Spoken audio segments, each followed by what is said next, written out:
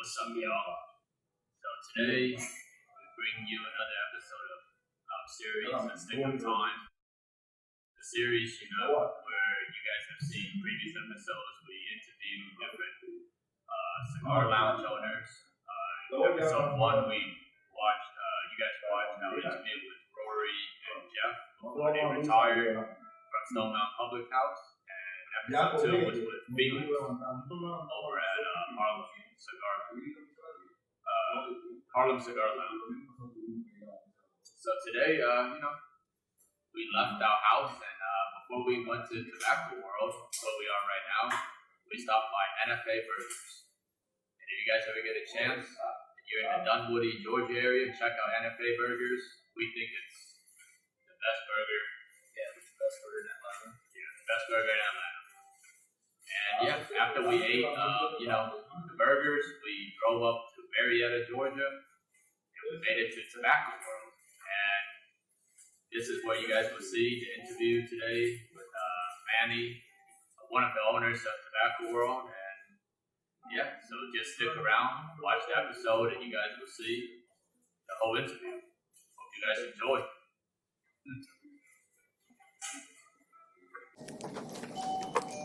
Appreciate it. We're in the humidor. Man. About to get some cigars. Feels like home. Yes, sir. Welcome in. Welcome in. What you up to, Manny? Oh, I'm here doing the same thing, putting cigars together for you guys. All right. Working with Foundation here. Yeah, it's been the hot gear in the shop right now. Yeah, everything from Foundation. The Edwardian. The Victorian, the high clay cross. A pretty good cigar. Yeah. They're killing it, to be honest with you. Pretty good cigar. Yeah, we saw that you had the event last week, Wednesday. 2 weeks ago, with last week was Perdomo. Oh, We did Perdomo. Yeah. Awesome. Yeah, pretty good one. We did we did that one. We did Foundation first, and then we did Perdomo, and at the end of the month we're doing Joya, Nicaragua. It's gonna be like a dissecting the cigars. Pretty cool what they do. Like the reps come and stuff? It's not a rep actually, and I'm sorry, whoever it is, I forgot his name. He come directly from Joya, Nicaragua, to talk about the blends and talk about the tobacco, how they create the tobacco and all the stuff. Okay. Pretty neat. Because I heard with Foundation they were gonna release like some limited cigar boxes. Did they come with those? We were still not in regular shipping. We order them at the show at the PCA. It's the 10th anniversary that they have. Okay. Sick box. I mean, this come in two forms. There's one that is like open up like a book like this, and then the other one is like a regular 10-count box of the same blend. Okay. Yeah. Looks delicious. I mean, Nick, he always delivers. Yeah, and like that's why I kind of fell in love with Foundation because like their design and then the stories behind all the cigars are pretty unique, and not only that, I mean, if you think on it, it's like a strong cigar, well made. That Tabernacle is like full flavor, full strength, and it's like a lot of more flavor than strength, and I really appreciate that. That's why they end up here in the humidor, because it's like I appreciate, of course, the craft, but also like whoever is doing it right then. Okay. That's one thing that I'm focused. I have a lot of brands here that you might not know, but it's just that. It's just I know what's the craft behind, and I love that. So that's what we do pretty much. Okay. Yeah, take a look. What are you guys in the mood? I mean, like, just leading into like that topic where you said you love the craft and stuff. So I mean, we're just interested how you guys, the thought that you put into the your humidor, because every cigar lounge there's like a different thought process that goes into it. So we're just curious, like. Yeah, well, it's gonna take us forever to go over every brand that we have in here, but I mean, I'm just gonna tell you like the last thing that I brought in, and probably I would love to smoke this because I'm actually craving this one. It's Aventura, and I don't know if you're familiar with Aventura.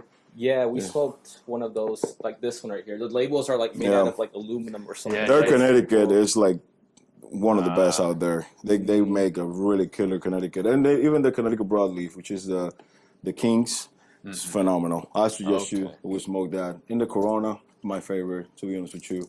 They have another size, which I'm out of it. It's the little short, like a, I don't know even how they call it. It's like a short Corona, if you will. Okay. Beautiful, beautiful smoke. Okay. But we can do the Aventura Corona.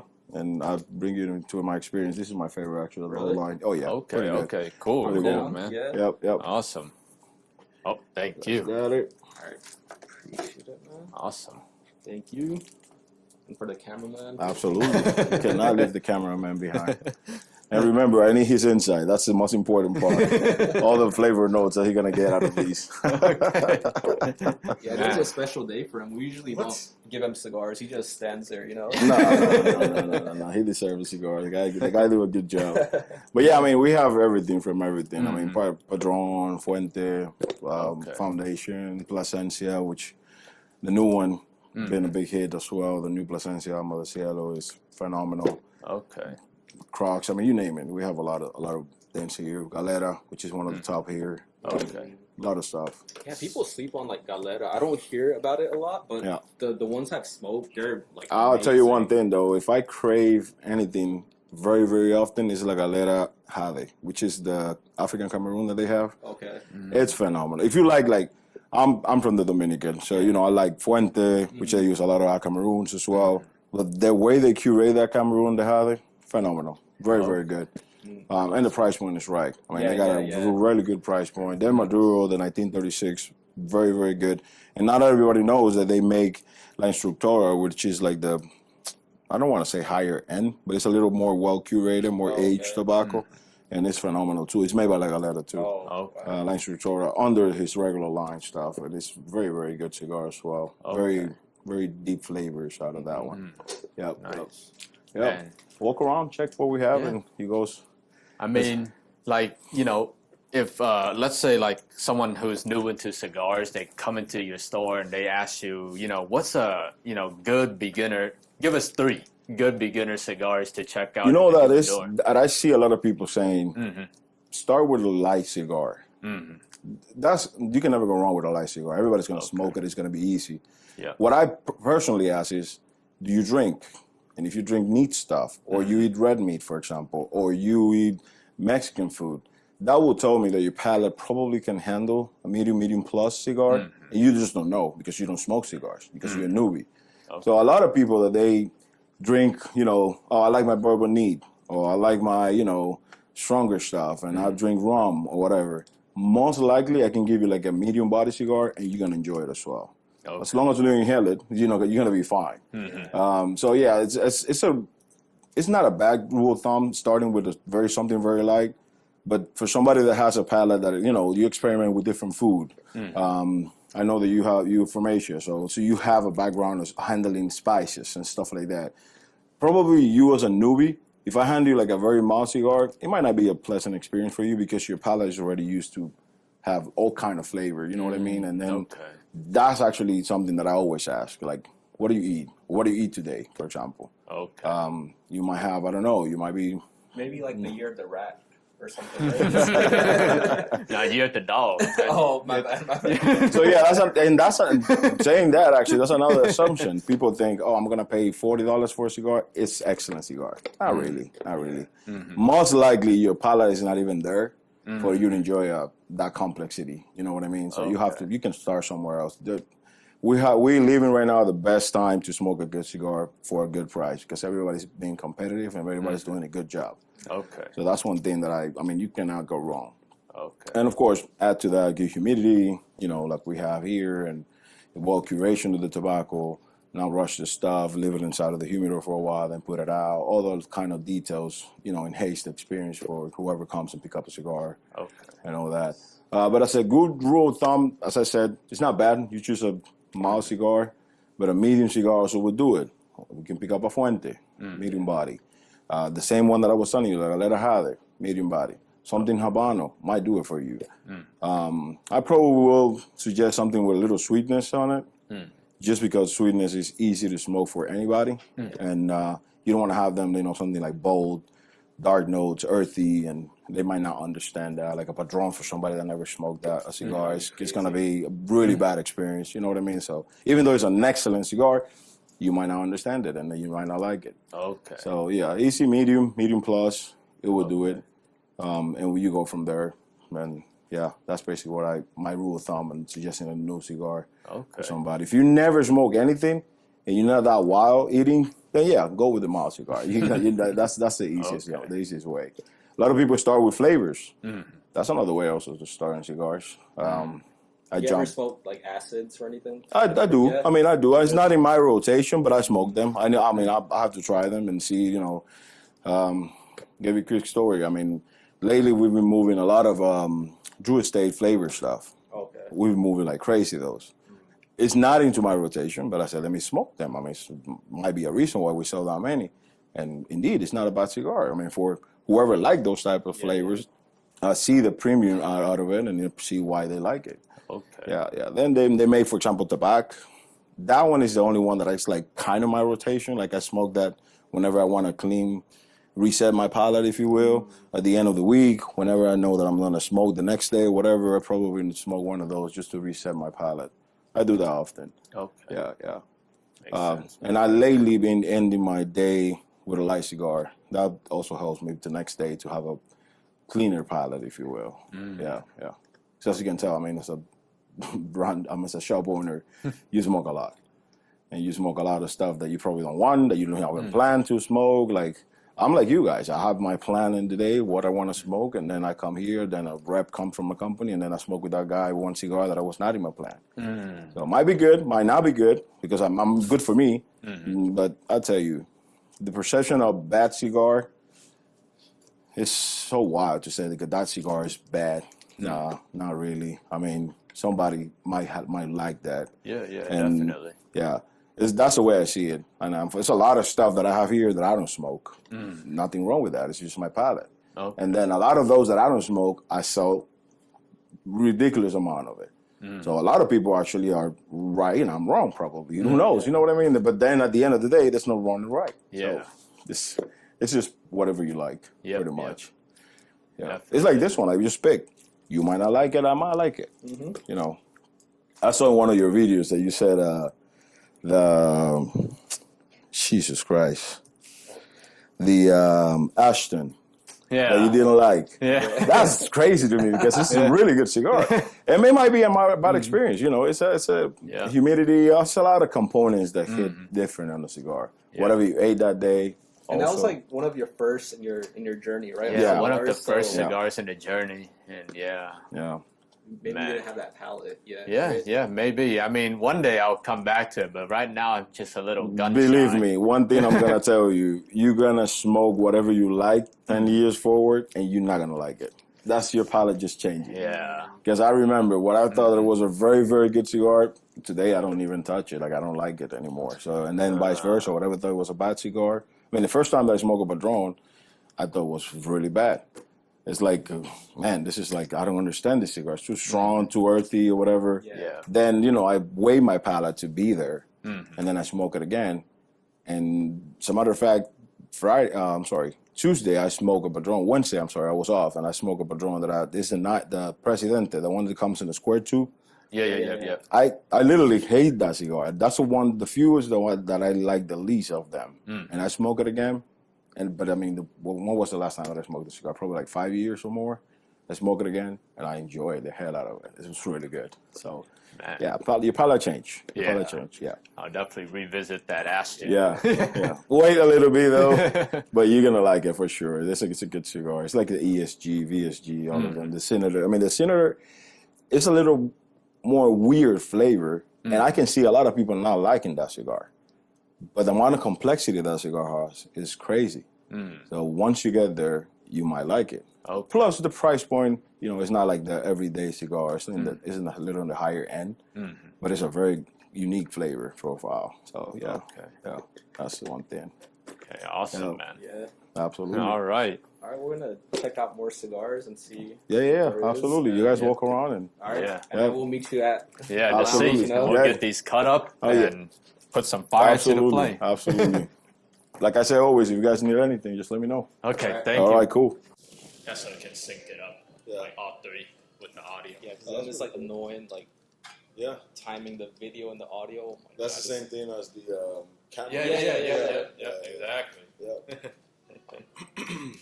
All right. I was an actor before, so I know. Yeah, man, you look like a. Yeah, I knew I'd seen you somewhere before. Yeah, Yeah. like those Dominican like movies over there. porn movie. My wife would kill me if she finds out. No,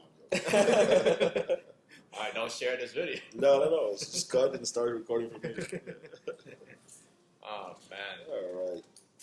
Before we start, man, like, are you interested in doing a long ass challenge with us? Like, you smoke and. I'm not good at that, but I never done it, to be honest with you. Hey. 100%. I never done it.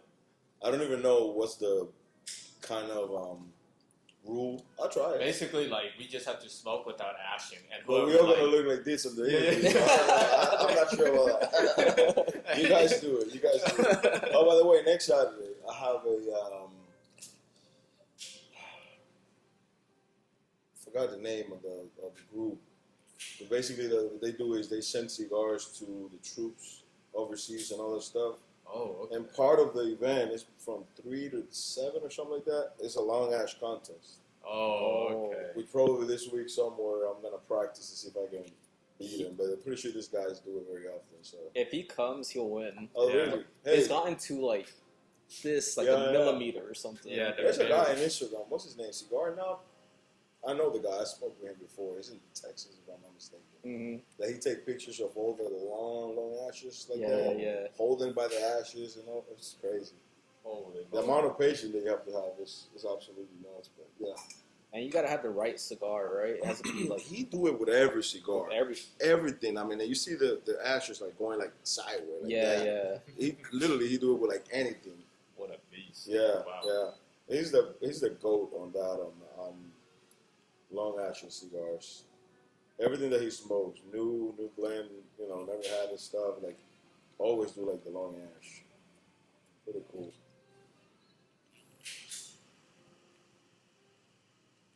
And I know, like, talking about like cigar competitions and stuff. You wanted to bring principal cigars here. Darren. He's. I actually talked to Felix about it. I don't know if you know, Felix is the distribution or whatever. Okay. Felix from Harlem. yeah. I don't have anybody asking for it. I know the brand because I've been smoking it for a while. Even before I was in the industry, I was a fan of it. Okay. And it's a very elegant cigar, very, very good. But again, not everybody will understand it, and I understand that part, plus the price point, Yeah. Yeah. What's you said your favorite from Principal was the Aviator series? The Aviator is pretty good. The the Cochon Volant is like, especially the Vitola is fire. It's fire. It's very good. They got another one. Last time I was at Felix, I bought a box. Okay. It's like a holiday series or something like that. It's a box of the 4, a box of 3. Accomplice. It's Holiday Accomplice? series. Maybe it's a complete. I don't know. I'll show you the box. Okay. I got it right here. Is it like a colorful box or no? No, it's like a tiny wooden box. Oh, okay. And it comes with either 4 or 3 cigars. Now remember, I think it's 4 cigars. Are you talking about the boy band? No, the boy band that's is a another colorful one. box. That's pretty good. Yeah, actually, yeah. too. I tried a few of them. Not all of them. I still haven't gone through my whole box, but the one that I'm telling you, it's called Holiday something. Don't remember. Okay. You probably put it on the screen or whatever.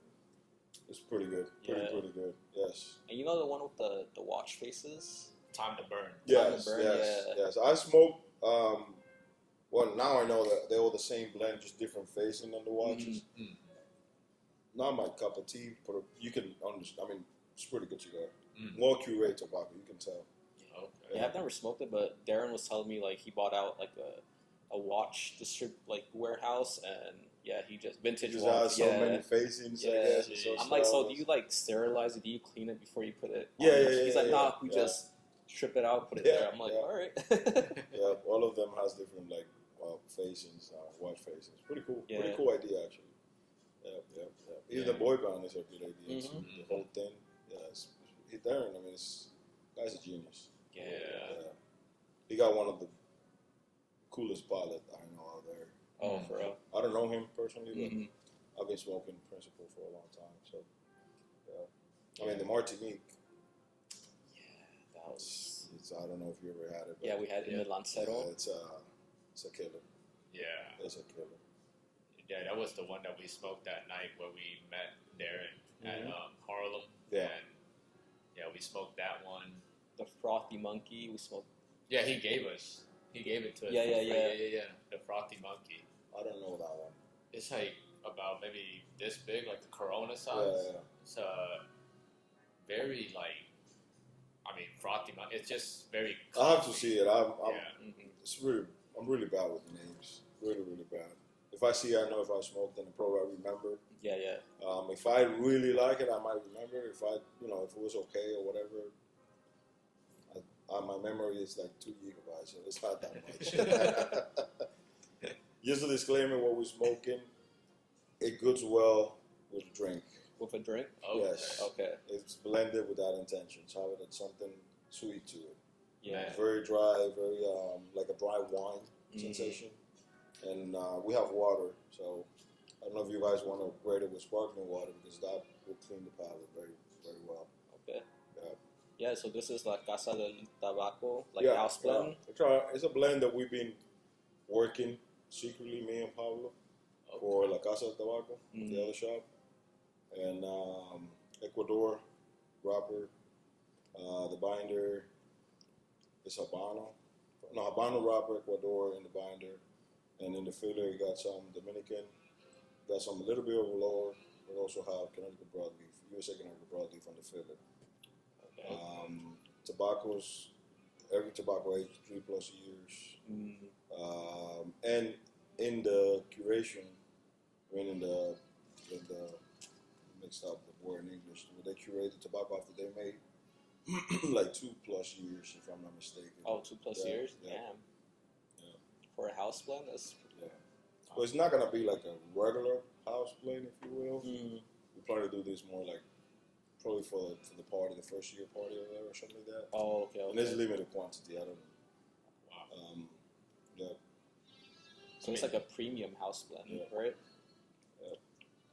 And I see like the number 33 on here. What's the significance of Yeah, that? that's basically that's a brand that is collaborating with me in the Dominican. Okay. Yeah. The factory is for now. Let's keep it undisclosed. And it's a big, well-known factory. And the guy, he has a real meaning behind the 33. He will have to be the one that's going to explain everything. You're going to see it. Eventually, you're going to see it. I'm going to bring it to life. It's pretty cool. Okay, Pretty awesome. cool. So, I mean, like, tell the viewers a little about yourself. Like, we just jumped in, and it's like, who are you? We don't even know Manny. you. Well, my name is Emmanuel Peguero. That's my name. My real Dominican name is Peguero. Everybody call me Peguero. And I've been in this country, 7 years now? North to the 8th year. And my background is engineering. That's what I did in the DR, work construction. When I moved here in 2017, I got married 5 days later. I moved here. So, was it like set up already? Yeah. It's like, my wife said timed it very well. She wanted me to hang over there as a married man. That's very dangerous in the Dominican. But yeah, we moved here. Why? Oh, Sin City. Sin City, I'll tell you that. It's like Vegas, but without the machines. A lot of things going on. A lot of things going on. You are the machine. Yeah, so when I came here, I started working. First, I worked for a cable company, just a little bit. Once I realized that I couldn't do, engineering stuff, I would have to repeat the whole career here, and I was not in the mood. I mean, married, want to have kids, and so I started doing that for a few months. Then I started working for a dealership in sales. Oh, it says. Shout out to Ed Voiles. I mean, they were the ones that gave me the opportunity. I went there actually as a customer to buy my first car here. Okay. And the manager, I think he saw something in me. He told me, like, I need somebody like you here. I was like, I have no idea about selling anything. And I said, yeah, sure. I was there like on a regular cash was Tuesday. Nobody was at the dealership, just myself. And I'm like, this place Dad, I'm not coming. I don't even know what they do or how they do or whatever, money-wise and all that. I said, it's okay. So I continued working, looking for stuff, try to get a little education here and there. Then I came back to the dealership to, I remember it was to cancel my extended warranty on the car that I bought. And the manager recognized me. He said, hey, what do you mean? I mean, I remember that. And I realized at this point, me and my salesman, we talked a lot about the car and all this stuff. And he told me that the amount of car that they sell in mine. So I imagine how many people he sees and he remembered me. And then I told my wife, listen, I think God is sending me a message. I don't know why. Why he remembered me? I mean, I'm not special. I don't even. He knows already that I never sell anything. Yeah.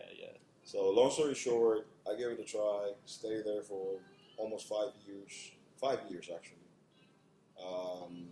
And I became from the zero to the best seller of the whole store for 4 years straight, employee of the year. Did very well. I guess I was meant to be, and I started there. Always smoked cigars. Before I moved here, I already smoked cigars in the DR. Not as often, but I used to smoke here and there. And then had this in the back of my mind. Okay. So actually, when I first got here, my first week or two in the country, I met Pablo, my partner. And it was a cigar shop, La Casa, what it used to be in Buckhead. And that day I met Kevin, which is our partner here. Yep. And they've been together for 100 years. I don't even know how long, a long time. And it was pretty interesting. He told me, oh yeah, the owner here is Dominican. And then I came back, met Pablo. But that day, something very interesting happened. I had my cigar. I smoke a Padron 4000. I think I had I think I never smoked a Padron before that. In the DR, they might be too expensive for my taste. And I sat down, light up a cigar, talked with a gentleman right next to me. The little I know now, he used to be a football player, the guy. And if you think on it, I mean, the guy from the Dominican just got here 2 weeks in. I don't even watch football. I don't even know football. Yeah. Sitting right next to a football player. That's the beauty of cigar lounges. Bring people from totally different, background or whatever, you name it, to have something in common. We spent like 2 hours talking about it. He gave me great advice, actually. He was the reason that I got into sales. Because he told me, listen, this country, I know you got here, you don't know much about the country. This country needs sales and truck drivers. Because there's a lot of trucks here. And I hate to drive, so I said, maybe sales. Yeah. So I had always in the back of my head, I did some other stuff, but always had that in the back of my head and ended up doing sales for a while. And then buying this store came to cross our path, and I started negotiating with the guy, and me and Pablo was almost retiring. And he told me, like, if you jump in, we'll do it. And we did. Wow, so this place was already established? Oh, yeah, this store, as I remember, it's been here. The original owner of this store was also the original owner of La Casa de Tabaco. Oh, okay. And that has to be 18 to 20 years, probably. And he sold that one to Pablo and this one to another gentleman. And fast forward, this store used to be like the epicenter in tobacco in Georgia, cigars. I mean, the biggest party was held here. Rocky Patel used to come here and hang. Everybody and their mother used to come here. I mean, Nestor, Miranda, Rocky, Nick Perdomo. A lot of, people used to come here because the humidor, now I shortened it a little bit because I did the whole way on that side. But it used to be from wall to wall. Wow. The whole humidor. And, they had Davidoff here. They had, Opal Sachs. They have all the Liga Privadas when Liga Privada was a thing. I mean, when they started. And, man, it's the biggest humidor around by far. And still, it's pretty big. I don't know if it's the biggest, probably not, but it's pretty big. I don't know. You guys been to more shops than me, probably. It's I one of the... think so. Yeah, I think both of your stores have big humidors. Yeah. And it was the same way La Casa when it was in Buckhead. Mm-hmm. And that was one thing when I went in there, only a few humidors I visited in the DR, and we're like a quarter of the size of Pablo's over there at La Casa. And it was bigger than what it is, right? It was similar to this one. Wow. And man, so many SKUs, so many cigars. Every day I went there, it's like I only buy 2 and you end up with 10 because there's a lot of things that you don't know. You try, you ask questions, and pretty cool actually. Yeah. I mean, for the viewers out there, you know, we're at Tabaco World. If you're ever in Georgia, take a visit to Tabaco World. It's spelled Tabaco. Yeah. World, not like the regular spelling. Tabaco en español. Yeah, Tabaco en español. Yeah, So, there you go. you know, it's in Marietta, Georgia. There's a spa there too. You know, you can hit up the spa first. Yeah. Like, you know. The name used to be Tobacco in English, Tabaco World. Okay. Some legal stuff that we're not going to disclose now, but we have to change it. And I was thinking like maybe putting like, I don't know, Manny Cigar Show or whatever. Mm-hmm. But it always would be Tabaco World because this is iconic, the place. Okay. So I said, you know what? Let's put it in Spanish. Mm-hmm. So a lot of people is going to think that it's a misspelled. Cool. I'm cool with that. Mm-hmm. It's going to be Tabaco World. So it's still, if you Google Tabaco World, it's still show this one. Yeah. Yeah. Yo, so how were you introduced to cigars? Like at what age or? Back in the days, I mean, my first cigar probably was right off college, 2000 and I started college 2004 till 2009, 10, somewhere in there. Mm-hmm. So it was right in the middle. So it has to be from, let's just say 2006, 7. Okay. That was my first cigar. I remember the cigar. It was La Aurora. La Aurora? La Aurora, oh my God. What's the blend? The one with the lion on. I don't remember. I think it's Cazadores. I know the one you're talking about. They rebranded, and now it looks way cooler. It used to be, you know, not an expensive cigar. I think I paid like maybe $5 for the cigar at the most. And I mean, keep in mind, a pack of cigarette was like 3 or 2. Mm-hmm. So a cigar that you pay $6 for is a lot of money. Mm-hmm. You know, in college, like every other college kid, you don't have enough money, so you know it was like that. Then I continue like smoking here and there, not much, treating it like as an occasion. You know, my birthday, this, and then I did this and I passed this test. I'm gonna smoke a cigar. I did that. Okay. So it was like that. It was till I started hanging with my dad's friends. Mm-hmm. We used to get together every Thursday to play dominoes. Okay. And that was through my whole college thing. So every Thursday we meet a bunch of his friends, and a lot of his friends are from the industry. They own factories, they own brand cigars and stuff like that, and they used to play dominoes and smoke cigars. I remember I used to take always 2 shirts. One to go there and play domino because it smells like crazy cigars, So bad. and then another one so I can put it on afterwards. Yeah, Play yeah. domino for 6-7 hours, you get really stinky. So I started smoking like every Thursday. Okay. Now that I'm fast forward, I used to play dominoes with a lot of big names in the industry. I just didn't know who they were. You know what I mean? Shit, yeah. Actually, Emmanuel Eladio Diaz, Yeah. we used to play together as a partner That's crazy. all the time. And I had no idea. I couldn't put the dots together. I knew Eladio Diaz was a big brand, Davidoff, and all that stuff. Mm-hmm. I just couldn't put the dots together till like at the end before I moved here was when I knew that he That's was crazy. because I had no idea about it. Yeah. And then a lot of my friends, they work Tabadong and, you know, tobacco related, not cigars necessarily, tobacco related. And they all smoke, and every time we get together to smoke cigars, they might be smoking cigars. I might smoke one. I used to smoke cigarettes, so that was not into my thing. If you're into cigarettes, you're not into cigars. It's very rare people that do both. So Yeah, I wonder why that is, right? It's I don't like know, the it's same. a different vice. You know, Yeah. not that's a vice. This is not a vice. That's the difference, pretty much. Yeah, I think with like cigarettes, you know, when you light up a cigarette, you know, okay, for the next 2 to 3 minutes, it's like a break in my day. I'm just gonna smoke this, get back to The it. funny thing is, you don't even think of that when you smoke cigarettes. I don't know if you ever smoke cigarettes. No. You just need it, Mm. and it's like automatically you light up a cigarette. Okay. Like, you don't even think on, oh, I'm going to enjoy this or whatever. Yeah. Because reality, and my, cigarette smokers that are watching this, they're going to hate me, but you know all the time that you're doing something wrong. I guess that's the same feeling for whoever do, like, big drugs or whatever. You know that you're doing wrong. No, I But know.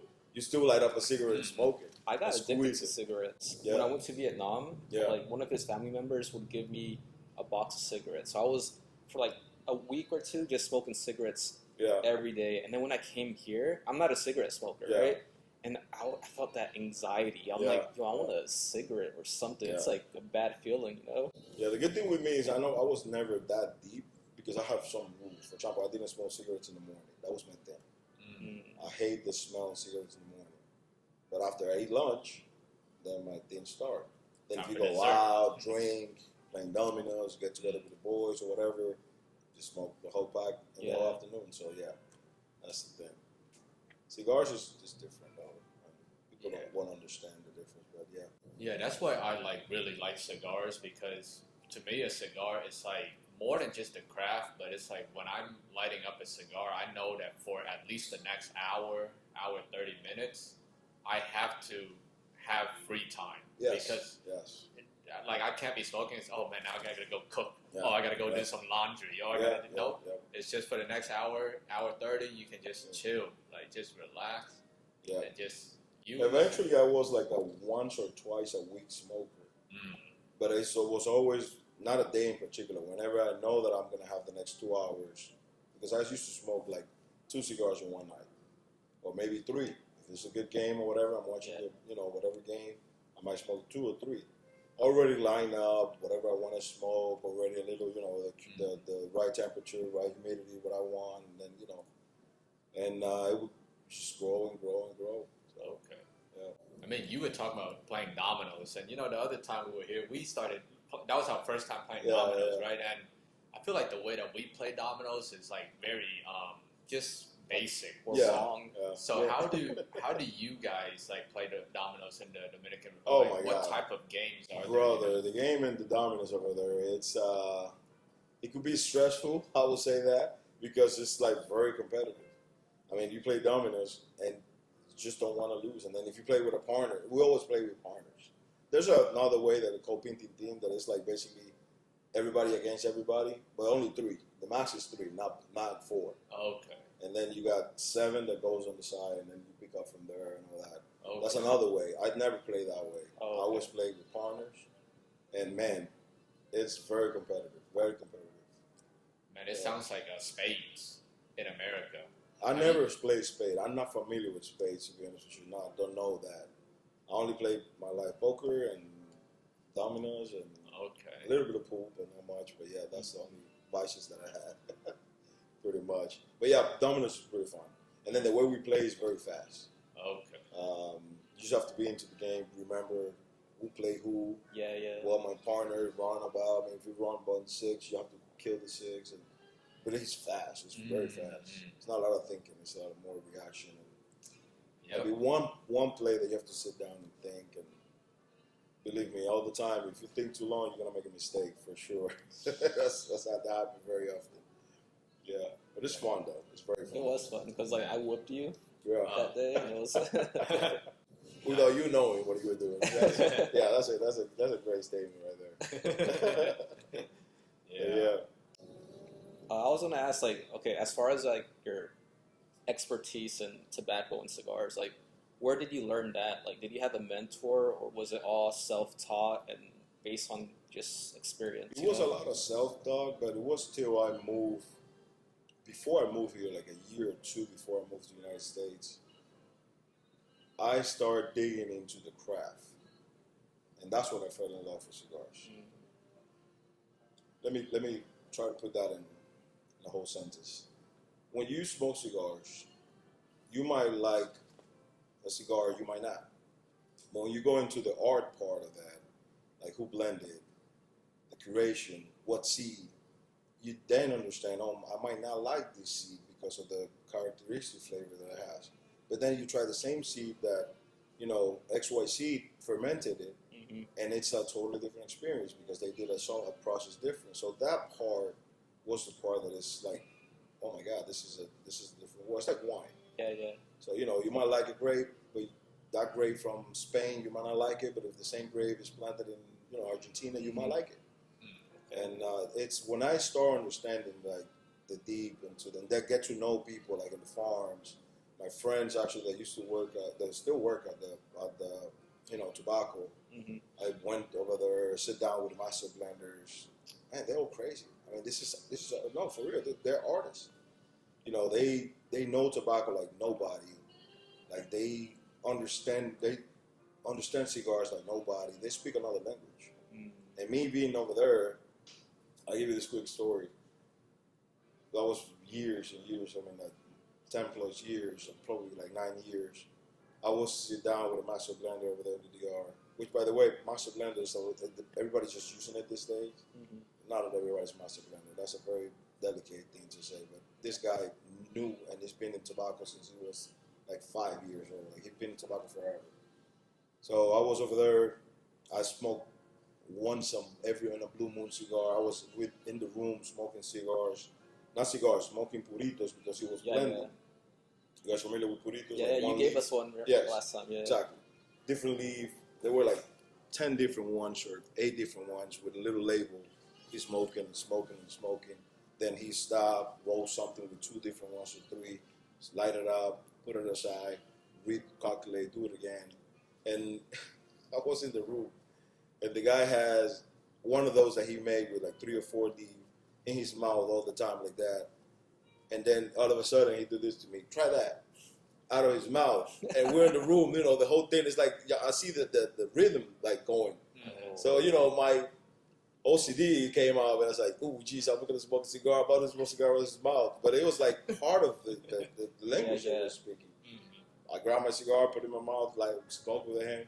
He tried to explain me what he was, I understood nothing pretty much. I had no idea what he was doing. Yeah. It was, that part right there was like, man, this is cool. This is really cool. So now I understand like cigars and all that stuff. It was really cool. So that part kind of enlightened me to be into cigars and all that stuff. So yeah. So you learned a lot from there, right? Yeah, oh yeah, and still learning. I mean, every time I go, I visit my friends. Now we a little closer. I got into a group they call the Burners RD for Dominican Republic, and the guys over there they know their craft. And I've been closer to a lot of friends from the factories and stuff like that, and learning that. Then when I met Pablo, I was already deep into cigars. I was smoking already, and and then Pablo has been basically my mentor. He knows. I mean, he's been in the industry since way long. I mean, it's a long time. Especially from he got his own brand. He was the one that created the 100-count. Or they sell in English like a crater or something like that, like a 100-count boxes of cigars. Like a crate. Wow. Or something? Crate. Oh, That's okay. the word I was looking for. Crate, and he's been doing it for long. I mean, that's him. He's the one that should be here sitting talking to you guys because he's knowledge in cigar and tobacco. And He knows everything. There's always could be a part 2. Yeah, absolutely. No, but I started smoking a lot of stuff with him, learning about a lot of what US, like, and what people smoke here, and man, that's the reason that we are like the number 1 consumer in cigars, United States. Like it's a lot of smoking in here. Yeah. And I fell in love with that part, the craft, and aim to be now a lounge owner, probably without getting too sentimental, the part of how this bring people together. Yeah. It's unbelievable. Yeah. I mean, here I've seen it every day. See like a plumber right next to a guy that's a surgeon from the hospital, whatever, talking. Think on this. I mean, they all gonna come across in real life only if you have a plumbing problem in your toilet or something. You're gonna call him, and it's gonna be strictly that, and he's gone. Here they sit down. They have one thing in common. It doesn't matter what level you have, education or whatever. We're very strict with the things that people talk here. But everybody knows. Everybody's a gentleman here. We've been lucky. You know what I mean? Like everybody has the educate. It knows the educate about being in the cigar lounge. Yeah. So what can you not talk about in the cigar lounge? Nah, I don't know, man. Like, You name it, I man. can't talk about his eyes. Yeah, You know, it's whatever. like- No. I haven't had a problem. Maybe one time I say, hey guys, or whatever. Maybe in the election, politics. You have your preference. Just keep it to yourself. We don't want to know. Okay. You know what I mean? Like, you don't want to talk about the regular stuff that you don't want to talk in a restaurant too. You know, or whatever. You don't want to talk about sexuality. You don't want to talk about, you know, all those stuff might be uncomfortable. Here, some people pay a psychologist to go. We pay for cigars and have a therapy here. This is therapy. Okay. That's the way I see it. Okay. You know, and then from the lighting to the music to everything has to be aligned with unwind. That's what we want. And yeah, I remember. I mean, before I thought about being in the industry, same thing for me. I went outside of my patio, not cell phone, not TV, no nothing. 2 cigars outside, drink, and just do not talk to me. I'm by myself over there, and that's my therapy. Okay.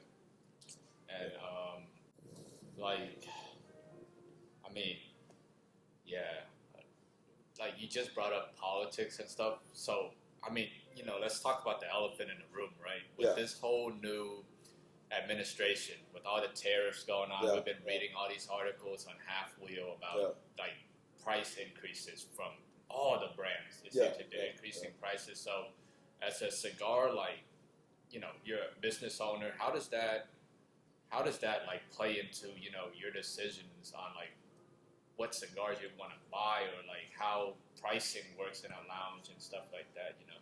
I mean, we're in Georgia. We already have 23% in taxes, tobacco taxes, pretty high. Yeah. Of course, you start thinking on it, getting, you know, worried about it, and start buying stuff and all that. Unfortunately, you cannot control future. You know what I mean? You don't know where this is going to go. And if you think on it, I don't know, 20 years ago, this cigar was $3. Today it's $12. And we still, I mean, the salaries have increased 5 times, 10 to 15 years ago. So it's something, since this is not a vice, always going to be people buying it. And always going to be people having it and consuming it and all that. Of course, my thinking process on thinking, oh, this brand might go up or whatever. But they do every year. Every year, not all of the brands, but a lot of the brands every year they raise, you know, 3, 4, 5%. And if I ask you, you only notice it like 5 years later that you say, oh my God, I paid $2 more than what I used to pay for this cigar. I don't know. I don't think too much about that. But of course, I read a lot of news and I'm involved with the economics of this country. You know, it's like you have to be worried about those things. Yeah. But always, like I say every day, we are in an era. There's a lot of good cigars, not that expensive. Yeah. So, I mean, I can go in there and choose like 5 bangers for under $10. Definitely. Yeah, some of the best cigars we smoke have been $10. Under $10. Exactly. Yeah. Of course, you're always going to have the Rolls Royce of the game, and they're going to be $40, $50, $60 or whatever. That's for somebody else, you know. And maybe that person is not even thinking on how much it is. Like everything in life, you know, we can go to McDonald's and eat whatever. At the end, we're not going to be hungry anymore, and we just spend $14 or something, and then we can go to a really high-end restaurant and spend $400 us 3 or more. Yeah. And you know, it's like I don't think much of that. I really don't. It's like at the end of the day, everybody's being competitive in the industry. A lot of good cigars on the tan. A lot of good cigars. Period. Like it's a lot of. We have so many brands now. Everybody doing like a good job. So yeah, it's all bad and keep finding like what is good out there. And that's basically my job here. Try to find like good cigars. Okay. And you know, like the culture like is always changing, right? And like cigars, like different trends show up. Like what do you see like the trend like right now in cigars, or like what do you think is the next trend is gonna be? You know, Connecticut broadleaf has been like the hot chick. Everybody's doing that good Connecticut broadleaf. Okay. I've seen that lately, and it's a very expensive wrapper. I think it's the most expensive wrapper. Connecticut. You say Connecticut broadleaf? Yeah. And everybody's using it. It used to be Cameroon. Everybody used Cameroon. And, you know, you see brands coming out with Corojo was hot for a while. Yeah, yeah. And I actually, one of my favorite leaves is Corojo. I really enjoy it. As a matter of fact, our first year anniversary here is a Corojo seed. Okay. And because it's me and Pablo, we love that seed. Especially Honduran Corojo seed. It's very, very good. And, trends, there's always, I have 1,700 faces here. And it's always a brand that I don't have. The people might have somebody comes and asks for it. It's a whole spectrum. At the end, what I see is a lot of people get more complicated than what it is with cigars. Overthinking too much, reading too much, and it's not that serious. And it's supposed to enjoy. And at the end, we can be smoking this, which I don't know if you guys liked it. But we can be smoking something different, and the conversation just changed the whole cigar. Yeah. Good conversation, good, company, good drink. Yeah. It changed the whole cigar. I see it that way. Trends, yeah, you like what you like. You're gonna change. Your palate's gonna change. There's only a few guys that treat cigars like cigarettes. They only smoke one cigar and one cigar only. Only a few of those, not a many. Yeah. In general, people love to try something different. And I have a customer here. I'll tell you this story. He comes with a piece of paper that he do it on an Excel sheet, and he put all the names, all the blends, the stuff that he likes, ranking by the most to the least, and then the one on the side is like what he definitely didn't like, but he's willing to give it a try. He put like a little dot or whatever. It's like a whole logistic and all in this sheet. And when he comes, it's so funny because I put him on some brands that I know that he would never grab, and all of a sudden, boom, it's on this side of the list. He like it. Yeah. So that's the thing on it. There's a lot of things, a lot of brands that they're doing really good that people just don't know. And you might read a lot about cigars. In general, though, I've seen people coming in here that have been smoking for a while that don't know what is Perdomo. If you don't know what is Perdomo, where you've been in the last forever, you know what I mean? That's crazy. And it happened often. Fuente, everybody knows Fuente. Fuente's, Fuente, Patron, those sort of big names, people knows them. But, so you can have an idea, La Aurora is the oldest factory in the Dominican Republic. You would think, everybody knows about La Aurora because they've been doing cigars for the longest in the DR. Not really. Not everybody knows it. So yeah, it's very, the good thing is be willing to learn. Yeah.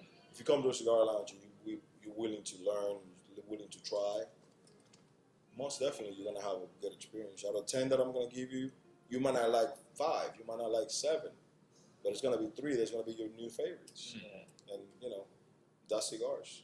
That is cigars, pretty much. Okay. Yeah, and talking about all of the legends, right? You just brought up Fuente, so I just wanted to ask you, is that story about the Mirafel family and Arturo Fuente, is that a true story? You know that story? I don't know. I've heard some, but one thing I tell you is, and I've been in different factories, I've been to different guys in the industry that they know, it's going to be really hard to land the truth somewhere. Because everybody knows about everything.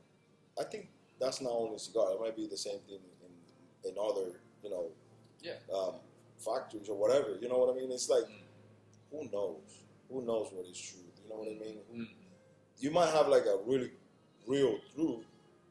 Then that's, we know that it's true. But in general, though, we just don't know much. It's a lot to learn. I'm not familiar with the story. That story where it's Mirafel, the father of the current owners of Mirafel, the 2 brothers, their father, he went to Cameroon, and that was where he planted and cultivated the Cameroon wrapper. And from that wrapper, he and Arturo Fuente, Don Carlos, they made the Hemingway. Yeah. Like the Don Carlos with the Cameroon wrapper, and that's where that cigar, is now one of the most legendary cigars in the industry, Okay. And that was the story. But then if you go to Cameroon, probably you're gonna hear something different. Like how it came. You know what I mean? Like, yeah, I don't know. It's like, man, that guy didn't do Yeah. nothing. We did. Exactly. That might happen.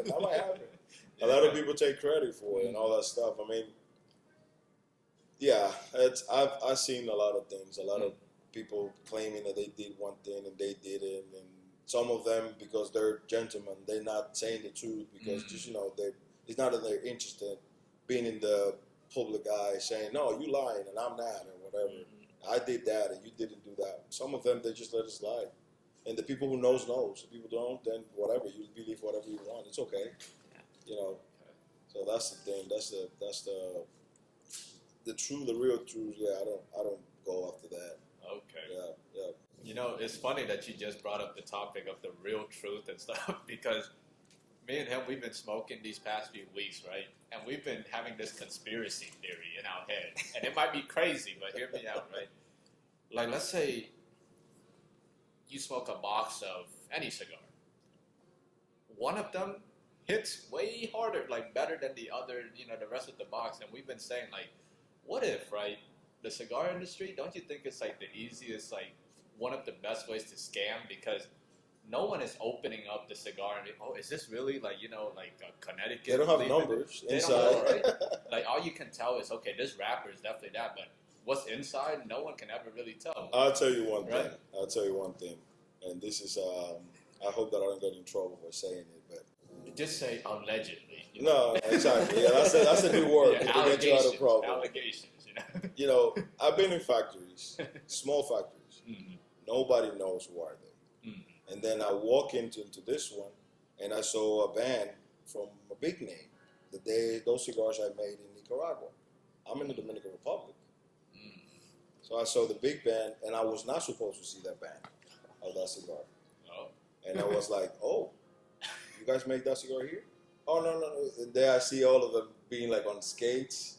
Because it's like, well, listen. And then the guy just told me, like, hey, you're not supposed to see that, but whatever. Mm-hmm. That happened often. That happened very often. Of course, and there's a lot of more stuff, man. I don't want to get deep into a lot of stuff that people does. The Maduro term now, it's like very, it's like a prostitute now. It's like everybody calls their cigars Maduro, but what is a true Maduro? Not a lot of cigars are true Maduros. I'll tell you that. A lot of them use some other ways to make it look dark, and then they call it Maduro, but they're not. Man, it's crazy you brought up Maduro because just before this, we were eating burgers on the way here, and this guy we met, like we're just talking to him. He was just talking to us because he overheard us talking about like we're gonna film a cigar content, and he was saying like, oh man, my favorite cigar is Maduro. And it's like, oh, what brand is it? And he was just saying his friend gave it to him, and he just knows that it was a Maduro. Like he just kept saying it. I was like, yeah, there's a lot of Maduros out there. That's a broad term, Yeah, a lot of them are not Maduro, but they call it Maduro, and it has to do with the whatever process that they do to the leaf, and they put Maduro or whatever. But yeah, it's like calling food organic. Like how it is true that it's how organic it is. Yeah. So yeah, that's another thing. Like, man, the industry, I believe, of course, knowing can ruin your experience. Knowing too much might ruin your experience. Yeah, ignorance is bliss. Yeah, sometimes you don't want to be knowing everything. Sometimes you just enjoy it. You're not crossing that path to be, grab a PhD on cigar. Just enjoy the cigar. You know what I mean? Like, yeah. And that sometimes, of course, this time with the internet and all that stuff, it's way easier to spot who's doing the wrong thing. And that's one thing that I like about not being ignorant. Because there's a lot of guys that cut corners in this industry, a lot of them. In all terms, long fillers, not long fillers, a short filler. And that's easy to spot. Fermentation, a lot of cutting corners in that. Rolling and the process that they do, a lot of cutting corners. They might use a leaf, tell you that they use a leaf. They might use it for the first batch. For the second one, they might use something different. That's exactly. You don't know. Yeah. Of course, that's not ethical, and I don't like that. But at the end, not being ignorant, bring those to the light, to the spot, and then automatically it will die. Okay. And yeah, I mean, it's a lot of guys that they're not they're not well known that they're doing the right thing. But it's a lot of guys that they're not doing that much of a good thing, and they like somebody's favorite cigar, or somebody's like hero. Oh my God, this cigar XYZ or whatever. Yeah. Yeah, but people that are in the industry, they know. Okay. And of course, you have to be ethical. You have to learn. I personally, like, if I don't feel a brand or I know something, I just don't drink it. And don't have it, or I don't like it, or another elephant in the room. You see some brands that they, here because of taxes. Of course, a cigar might be more expensive than if you buy it in Florida. But when you see the same cigar being $10, $15 cheaper, hold on. This is supposed to be here 25 and you're selling it online for 15. That's another elephant in the room that people don't talk about. I hear people saying, "Oh no, that's not the same blend. That's an online blend." But I mean, that's unethical as hell. I mean, think on it. Yeah. We put the same band, call it the same cigar, ABC cigars, but it's a different blend online, brother. Yeah, you don't want that in your humidor. If you are a brick and mortar, you don't want that in your humidor. So it's just start learning that. Who's making that? Who's not making that? Who's protecting the brick and mortars and the cigar shop owners and all that? You don't see that with Padron. Same prices that you pay here, maybe $1 cheaper somewhere else or whatever, $2 at the most. They protect their brand. Okay. And we can name Steve Saka is very vocal with this. I don't know if you've ever seen Steve Saka talking about this. You have a big name, you put a blend out, and you all of a sudden say that the cigar is $18. 6 months later, in abc.com, the cigar is 50% off. Originally, the cigar was an $8 cigar. It was not an $18 cigar. You just, took advantage of your name, put it out there for 18, create a little bit of hype. Yep. But then when that hype dies, because it's not an $18 cigar, it's a $9 cigar, then you have to discount heavily your cigar. He's very vocal with this, and he's my best guy out there. He talks the truth. Steve Saka. Oh yeah. He actually nailed it, and he said that. And everybody does that. You know what I mean? Everybody does that. Well, now that you brought up Steve Saka and talking the truth, we need to get down to the bottom of this, because everyone that smokes the Sobra Mesa Brulee, they always say, "Steve, you have to have done something to this tip." And he's, I did not sweeten the tip, nothing. But everyone that smoked that cigar, it doesn't matter if you're a beginner or a veteran, they always say, I'll tell you this story. 2 years ago, when we opened the account with them, by the way, they're one of the hardest to get an account because they're not opening accounts. Yeah. I had the shirt, the Tabaco World shirt, and approached the booth over there at PCA in Vegas. And I told him, "Hey, big fan of your brand. I've been smoking for a while." And he saw the shirt and started saying, "Man, there was a cigar shop in Georgia that it used to be like the best cigar shop in the Marietta area." He was telling me that. He had no idea about who I am or anything. And I'm expecting him to know who I am, of course not. But he was saying like, "Oh, there was this cigar shop. I was one of the biggest humidor, one of the largest. We always wanted to do business there, but we started because of all the clientele and all that stuff." And I told him, after he was talking, I said, "Yeah, it's my shop now." He was like, "Wait, what?" "Yeah, my partner Pablo, La Casa de Tabaco in Buckhead, and me, we now own Tabaco World." No, you have to be kidding, blah, blah, blah. I said, "Listen, I'm here because I want to open an account with you. I'm a big fan." And the conversation continued. He said, "Listen, I'm not opening accounts, but talk my assistant Monday or whatever after the show, and we're gonna open an account. Well, I want you to carry Saka over there." And one thing that I asked him in the middle of the conversation, because I smoked Sobre Mesa for a long time. I mean, I love Sobre Mesa. I told him, I asked him, like, "Steve, before I leave, I need to know, what do you do on the cab on the Sobre Mesa?"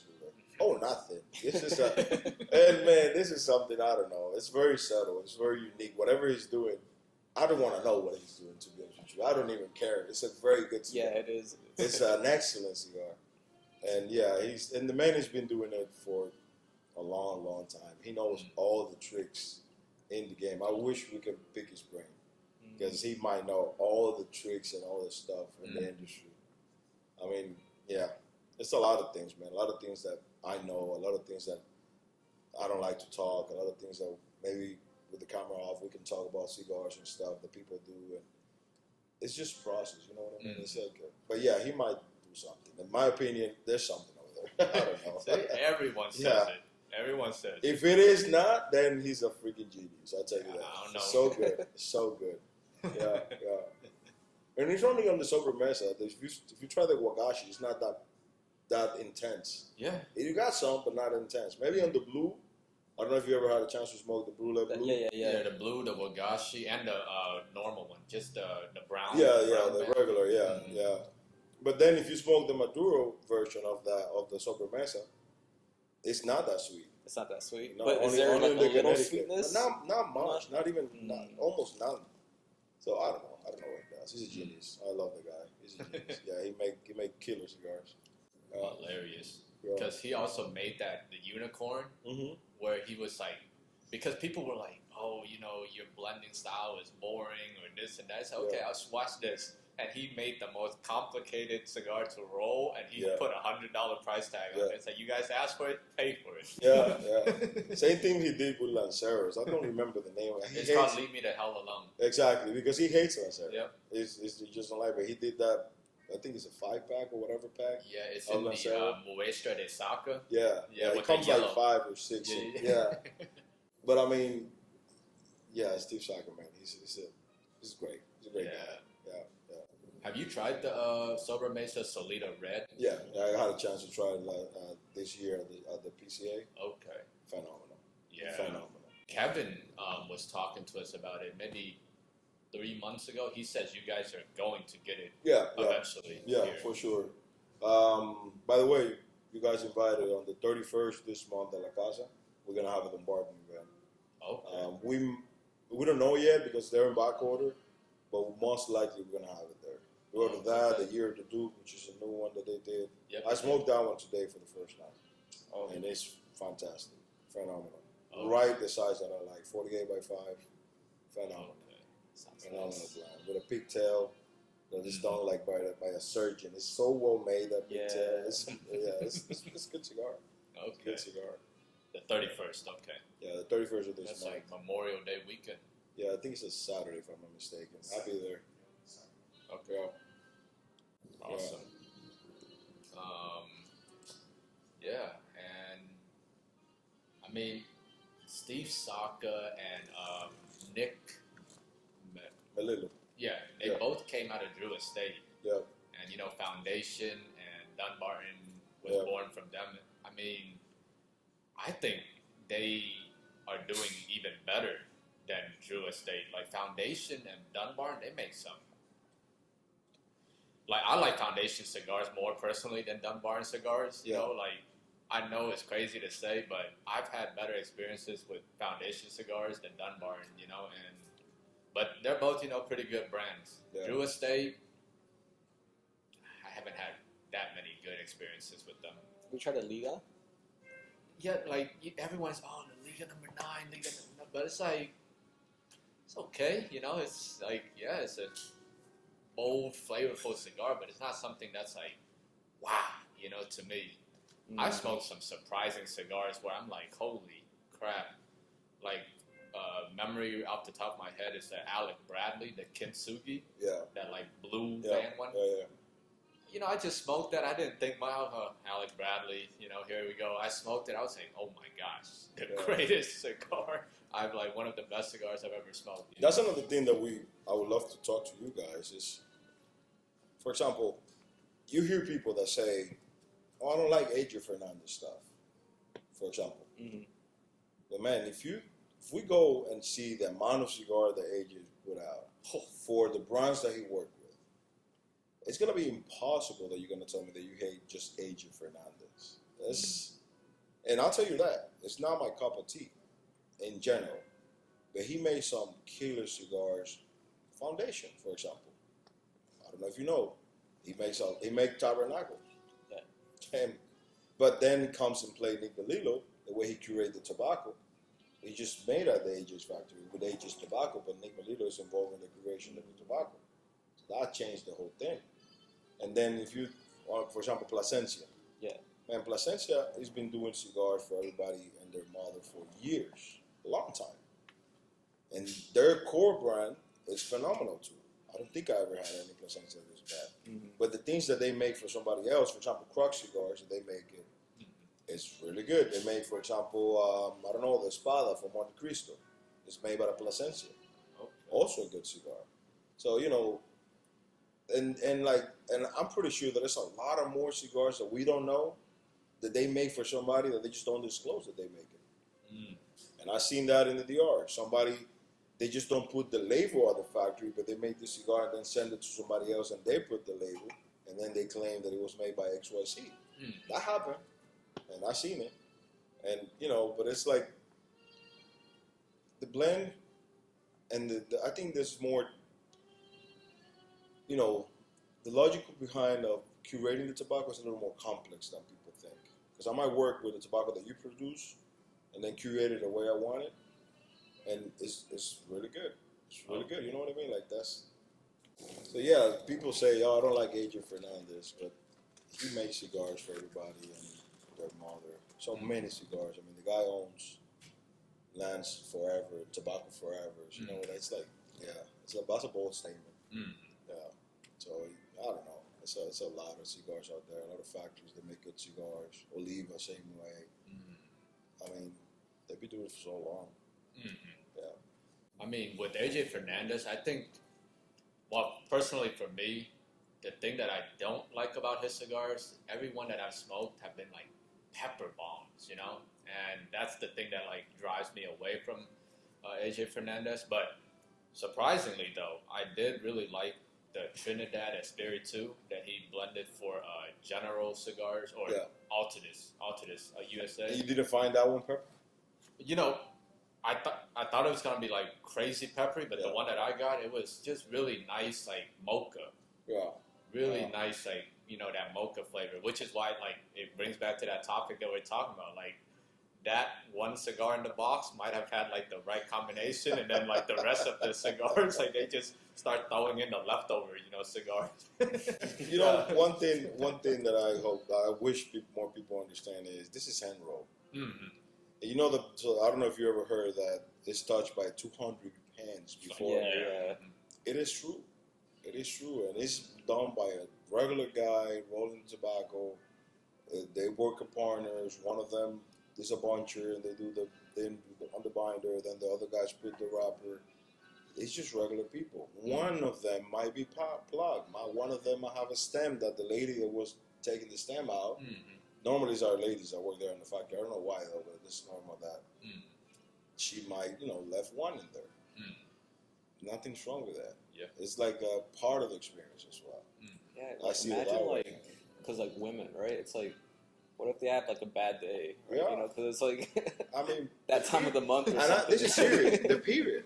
If they become, I mean, I don't know. I don't know if you guys married. No, but They become another person. Yeah. You know what I mean? Like if that happens, that happens. She's just like, yeah, she hates life that day. The next day, she's the most productive one. yeah. And yeah, it's like you see, for example, sometimes you see the cigars like all different colors. I mean, the color, one color. Yeah. One box you might open it, and one of them is slightly, different in color. It's the same blend, same leaf, same everything. It's just if the person in charge of sort by color messed it up or something, or blink or leave or had to go to red, whatever, you name it. Yeah. One of them might go into the cellophane, and then once it's in the cellophane, you don't see it that well. So that happens, and this is like part of the experience.